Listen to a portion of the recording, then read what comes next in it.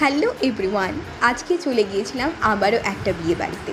আর এই বিয়ে বাড়িটায় যদিও আমার ফুল ফ্যামিলি ইনভাইটেড ছিল, তাও আমি আর আমার দিদি শুধু গিয়েছিলাম, কারণ মা বাবা কেউ আসতে পারেনি।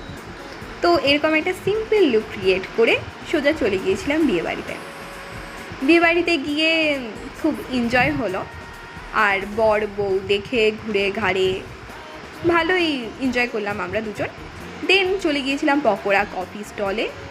পকোড়া কফি স্টল থেকে খেয়ে দিয়ে না পেট পুরো ভর্তি হয়ে গেছিলো, খাবার খাওয়ার আর জায়গাই ছিল না কোনো।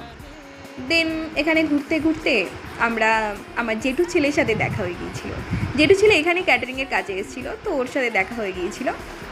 তারপরে দিদি কথা বলছিল, দেন বর চলে এসেছিলো এতক্ষণে। আর এগুলো দেখলে না, সত্যি কথা বলতে দিদির বিয়ের কথা খুব মনে পড়ে যায়, খুব মিস করি দিদির বিয়েটা তখন।